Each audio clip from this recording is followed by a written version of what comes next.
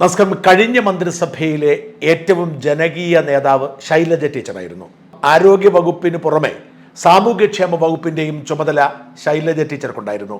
ഏതു സാധാരണക്കാർക്കും ടീച്ചറോട് എല്ലാം തുറന്നു പറയാൻ കഴിയുമായിരുന്നു. ആ സാമൂഹ്യക്ഷേമ വകുപ്പ് ഇപ്പോൾ ചുമതലയേറ്റിരിക്കുന്നത് മന്ത്രി ആർ ബിന്ദുവാണ്. ഉന്നത വിദ്യാഭ്യാസ വകുപ്പിന്റെയും ചുമതല ബിന്ദുവിനാണ്. നിർഭാഗ്യവശാൽ ശൈലജ ടീച്ചറിന്റെ നേരെ വിപരീത സ്വഭാവമാണ് മന്ത്രി ബിന്ദുവിന്. ഈ മന്ത്രിസഭയിലെ ഏറ്റവും അഹങ്കാരിയായ മന്ത്രി ആര് എന്ന് ചോദിച്ചാൽ അത് ബിന്ദുവാണെന്ന് പറയേണ്ടി വരും. ആ അഹങ്കാരം തൻ്റെ പ്രവൃത്തിയിലും വാക്കുകളിലും എല്ലാം ബിന്ദു നിലനിർത്തുന്നു എന്ന് അവരുമായി ബന്ധമുള്ള വകുപ്പുകളിലെ ജോലിക്കാർ പോലും പറയുന്നു.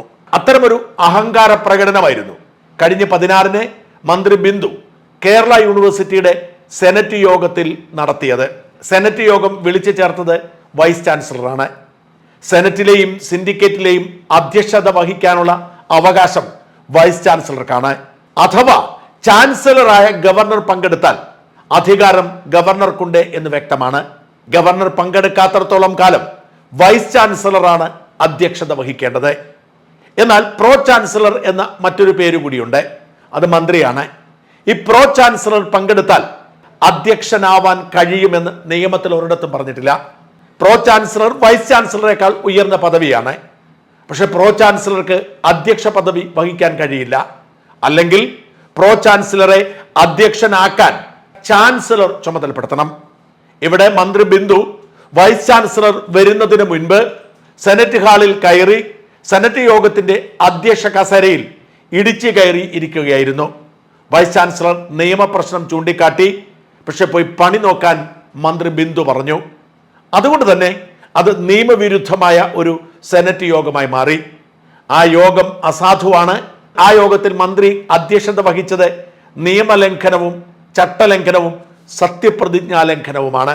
എന്ന് മാത്രമല്ല, അങ്ങനെ യോഗത്തിൽ പങ്കെടുത്ത മന്ത്രി അജണ്ടയിൽ ഇല്ലാത്തത് നടപ്പിലാക്കി. അത് അധികാര ദുർവിനിയോഗമാണ്. ഇക്കാര്യങ്ങൾ ചൂണ്ടിക്കാട്ടി 5 പേജുള്ള റിപ്പോർട്ടാണ് കേരള യൂണിവേഴ്സിറ്റി വൈസ് ചാൻസലർ ചാൻസലറായ ഗവർണർ ആരിഫ് മുഹമ്മദ് ഖാൻ കൊടുത്തിരിക്കുന്നത്. മന്ത്രിക്ക് പങ്കെടുക്കാം, എന്നാൽ അധ്യക്ഷത വഹിച്ചതും അജണ്ട മാറ്റി പ്രമേയം അവതരിപ്പിച്ചതും അധികാര ദുർവിനിയോഗമാണ്, സത്യപ്രതിജ്ഞാ ലംഘനമാണ് എന്ന് ചൂണ്ടിക്കാട്ടിയിരിക്കുന്നു വൈസ് ചാൻസലർ. ഈ സർക്കാരിനോടും മന്ത്രിമാരോടും ഏറെ കലിപ്പിലായിരിക്കുന്ന ചാൻസലറായ ഗവർണർ അതീവ ഗൗരവമായാണ് ഈ റിപ്പോർട്ട് എടുത്തിരിക്കുന്നത്. പ്രോ ചാൻസലറാണ് വൈസ് ചാൻസലറേക്കാൾ വലിയ പദവിയെന്നും പ്രോ ചാൻസലർ പങ്കെടുത്താൽ പ്രോ ചാൻസലറാണ് അധ്യക്ഷനാവേണ്ടത് എന്നുമാണ് മന്ത്രിയുടെ നിലപാട്.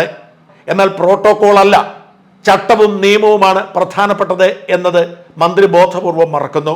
വൈസ് ചാൻസലർ റിപ്പോർട്ട് ഗൗരവമായി എടുത്ത മന്ത്രി നിയമപരമായ നടപടിക്രമങ്ങളുടെ സാധ്യത തേടുകയാണ്. ഈ യോഗം അസാധുവാക്കാനും യോഗ തീരുമാനം റദ്ദ് ചെയ്യാനും ചാൻസലർക്ക് പാഴൂർ പടിപ്പുര വരെ പോവേണ്ടതില്ല. എന്നാൽ മന്ത്രി അധികാര ദുർവിനിയോഗം നടത്തിയത് ഗൗരവമേറിയ കുറ്റകൃത്യമായി കാണുന്ന ഗവർണർ ഇത് സംബന്ധിച്ച് രാഷ്ട്രപതിക്ക് റിപ്പോർട്ട് കൊടുക്കാനും ഗവർണറുടെ പ്ലഷർ നഷ്ടപ്പെട്ടതായി അറിയിക്കാനുമുള്ള നീക്കങ്ങൾ നടത്തുന്നു എന്ന സൂചനയാണ് പുറത്തു വരുന്നത്. മന്ത്രിയെ പിൻവലിക്കാൻ ഗവർണർ രാഷ്ട്രപതിയോട് ആവശ്യപ്പെട്ടാൽ എന്തു സംഭവിക്കും എന്നത് സാങ്കേതികമായ പ്രശ്നമാണ്. എന്നാൽ ഇത് നിയമപ്രശ്നമായി വളരാനും അഴിമതിയായി വ്യാഖ്യാനിക്കപ്പെടാനും കോടതിയിലെത്താനുമുള്ള സാധ്യത ഏറി വരുന്നു. മന്ത്രി അധികാര ദുർവിനിയോഗം നടത്തി എന്ന ആരോപണം കോടതിയിലെത്തിയാൽ, അത്തരത്തിൽ ഒരു തീരുമാനമുണ്ടായാൽ, ലോകായുക്ത പോലെയുള്ള ഏജൻസികൾ ഇടപെട്ടാൽ, മന്ത്രി നടത്തിയത് അധികാര ദുർവിനിയോഗമാണ് എന്ന വിധി എഴുതിയാൽ മന്ത്രിക്ക് ഒരുപക്ഷെ രാജിവെക്കേണ്ടി പോലും വരുന്ന സാഹചര്യമുണ്ടാവും. ഗവർണർ മുഖ്യമന്ത്രിയുമായും സർക്കാരുമായും ഇടഞ്ഞു മുമ്പോട്ട് പോകുമ്പോൾ ഒരുപക്ഷെ മന്ത്രി ബിന്ദുവിന്റെ കസേര തെറിച്ചാലും അത്ഭുതപ്പെടേണ്ടതില്ല. അത്രയേറെ ഗൗരവമേറിയ കുറ്റകൃത്യമാണ് മന്ത്രി ചെയ്തിരിക്കുന്നത് എന്ന നിലപാടിലാണ് ഗവർണർ ഇപ്പോൾ എത്തിയിരിക്കുന്നത്.